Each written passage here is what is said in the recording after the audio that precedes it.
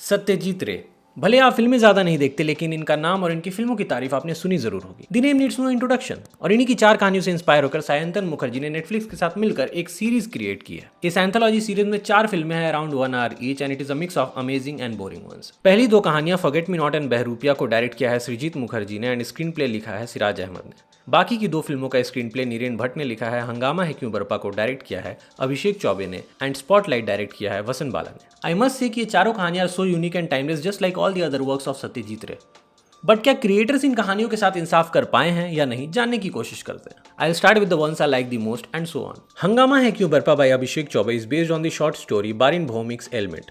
It is a comedy for me and the best one out of the 4। Abhishek sir ने बिल्कुल ही कुछ unusual try किया है अपनी यूजुअल फिल्म मेकिंग लाइक उड़ता पंजाब और सोनचरिया से, एंड कहना पड़ेगा कि क्या तगड़ा ट्राई किया है। इसमें वो रियलिज्म को छोड़कर रे साहब की जादुई दुनिया को बहुत अच्छे से एक्सप्लोर करते हुए दिखते हैं। इस फिल्म का टाइटल जो है वो अकबर इलाहाबादी की कलम से लिखी और गुलाम अली साहब के गले से निकली हुई गजल से आती है। हंगामा है क्यों बरपा थोड़ी सी जो पीली है, डाका तो नहीं डाला, चोरी तो नहीं की है, बट एक्चुअली चोरी holds the most important place in this film. It tells us a story of Musafir Ali played by Manoj Vajpayee, जो एक नामी गिरामी गजल सिंगर हैं और वो दिल्ली एक प्रोग्राम के लिए जा रहे हैं, जब ट्रेन में इनकी मुलाकात असलम बेग से होती है, प्लेड बाय गजराज राव। ये इन दोनों की पहली मुलाकात नहीं है। इनकी पहली मुलाकात के बाद मुसाफिर अली के शोहरत का सफर शुरू हुआ था। असलम को याद नहीं, लेकिन मुसाफिर को याद है। लेकिन अगर असलम को याद आ गया तो मुसाफिर के लिए दिक्कत हो सकती है। अब इस सफर में हमें उस पहली मुलाकात की बात पता चलती है कि उसमें आखिर हुआ क्या। और ब्यूटीफुल ड्रीमी सीक्वेंस में हमें मुसाफिर अली सक्सेस की सीढ़ियां चढ़ते हुए नजर आते हैं इन अ कंटिन्यूअस शॉट। जितने खूबसूरत तरीके से इसे नीरेन भट्ट ने लिखा है, जितने खूबसूरत तरीके से अभिषेक ने इसे डायरेक्ट किया है with the support of simple yet effective production design, complementing editing and thoughtful cinematography, उतने ही तगड़े तरीके से इसमें परफॉर्मेंस दी है मनोज चा ने और गजराज चा ने। उफ, क्या जुबान पकड़ी है मुसाफिर अली ने, वाह। It starts with a following shot of Manoj Cha. He starts walking once we are done with the title. ऐसा लगता है कि he was waiting for the cue, और वो थोड़ा सा odd लगता है, but it is not important. It's just something that I noticed. We also get to see Manoj Cha lip sync on हंगामा Hai Kyon बरपा. It is odd to see yet funny. And Ghulam Ali साहब के गजल का जादू। It is a story because of a watch named खुशबख्त which means good luck, and of a thief और a man who has a बीमारी जिसका नाम आनंद फिल्म में राजेश खन्ना को जो बीमारी थी उससे आसान है, according to Raghubir Yadav character which he has played beautifully by the way. We also get to see Manoj Pahwa in a small and sweet role, and also get a meta reference to Ray's short stories in the end. It is a beautiful and funny film with an even beautiful and funnier ending. This, for me, is the closest they got to doing insaf with Satyajit Ray's work. Spotlight, directed by Vasant Bala, is based on a short story of the same name. It starts with a quote by Ray, "There is always some space for improvisation." It is a meta film which opens up with a news channel telecasting a Baba Didi. दीदी बाबा, जो भी है, you get the idea. It is also a satirical film जिसमें बॉलीवुड और धर्म दोनों पर निशाना लगाया गया है। And it is there in the dialogue which basically says कि stars इन बाबाओं के सामने कुछ नहीं है, and they may even get lynched for the sake of babas. Harshvardhan Kapoor plays the role of Vikram Arora, a film star जिसका स्टारडम सिर्फ एक लुक पे टिका हुआ है, लेकिन अब क्रिटिक्स की नजर में वो फेड होता नजर आ रहा है, और इससे इन जनाब सेल्फ ऑब्सेस्ड एक्टर को हो रही है दिक्कत। ऊपर से इन्होंने एक चूतिया टेक स्टार्टअप में पैसे लगा दिए हैं जिसको लेकर Robi Ghosh, his manager played beautifully by Chandan Roy Sanyal, को वाइब अच्छे नहीं आ रहे। एंड ही टेल्स हिम कि वो जो Ryan Gosling meets Elon Musk वाला लुक अचीव करना चाहते हैं वो नहीं होने वाला है। And all Vik wants is to save Vik from getting बर्बाद। While staying at a hotel for his new film's मुहूर्त शूट, he comes across दीदी, और विक को दीदी की फेम और फॉलोअरशिप को देखकर हो जाती है गजब वाली इनसिक्योरिटी। अब इसे मिलना है दीदी को और इसे जानना है कि आखिर इतने लोग ब्लाइंडली दीदी को फॉलो क्यों कर रहे हैं। What is so special about her? आखिर कौन है दीदी, क्या है दीदी, वहां रे दीदी, आह रे दीदी। Sorry.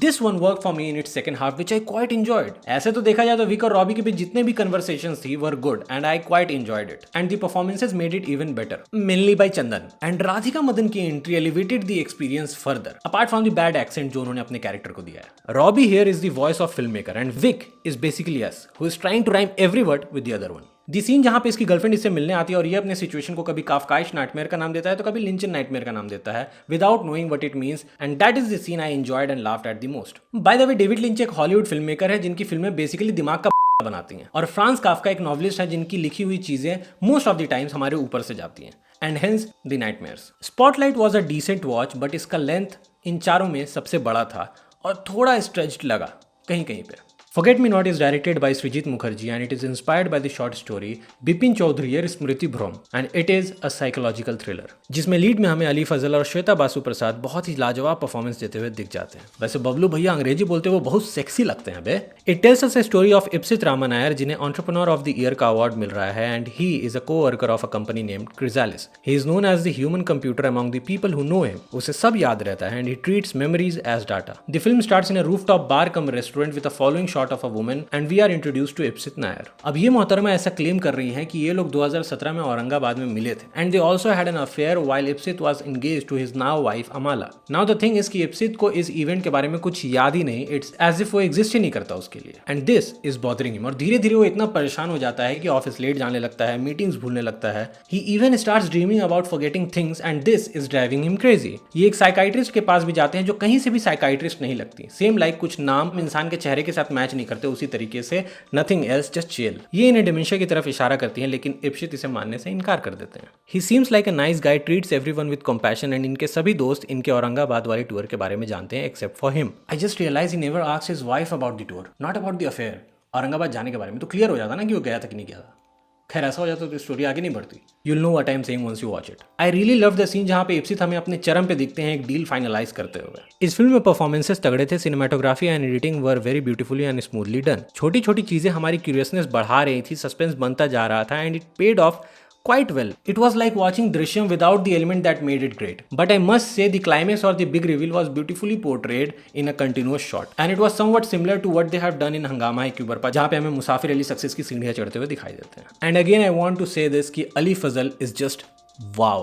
He is the saving grace. And for sure his character was smart, arrogant but also dumb to not see the things coming. Behrupia is also directed by Srijit Mukherjee and it is a psychological thriller based on a short story named Bahurupi. It tells us a story of Indrashish Shah played by KK Menon जो अपने काम में ध्यान कम और अपने passion as a makeup artist में ध्यान ज्यादा देते हैं, जिसके चलते इनके boss played by Rajesh Sharma इन पर भड़के रहते हैं। शाह फटिहाली में रह रहा है और दुख में है क्योंकि एक लड़की इनका दिल तोड़ गई, दूसरा क्योंकि हाल ही में उनकी कैंसर पीड़ित दादी मर गई जो अपने विल में 70 लाख इनके नाम कर गई हैं with her makeup and prosthetic notebook Bahrupiya. क्योंकि ये इकलौते थे जो अपनी दादी को पागल नहीं समझते थे और इनकी दादी बहुत बड़ा नाम थी हॉलीवुड में as a prosthetic artist, prosthetic makeup artist, जो ऐसा मानती थी कि मेकअप से humans can play God. And same चीज हमें इंद्रशीष फॉलो करने की कोशिश करते हुए दिख जाते हैं। इंद्रशीष इस न्यूली पोजेस्ड मनी और नोटबुक का कैसा इस्तेमाल करेंगे वो हमें देखने को मिलता है इस फिल्म में। He basically exploits his new possessed powers and tries to play God and challenges a god man which goes wrong. Here is a great character with a great potential, but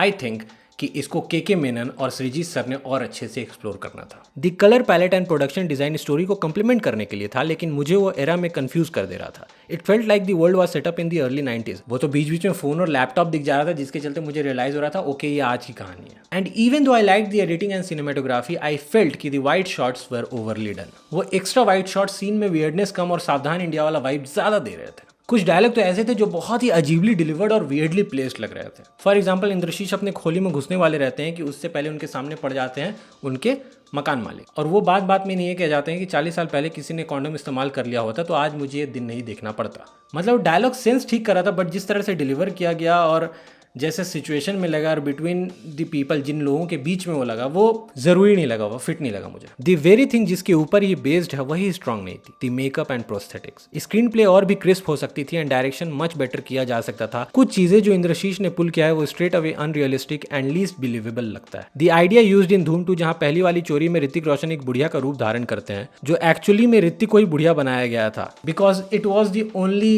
सस्ता पॉसिबिलिटी कंपेरेटिवली। यहाँ पे same वही चीज किया गया है, the only difference being कि this is even worse. अब आप यहाँ पे कह सकते हैं कि बजट का प्रॉब्लम था, ठीक है बजट का प्रॉब्लम था, लेकिन thing could have been handled in a different way. This film for me was the weakest of the lot. It was in one word boring, bad नहीं boring. I think the story deserved a better approach and execution. So चारों के बारे में बात हो गया।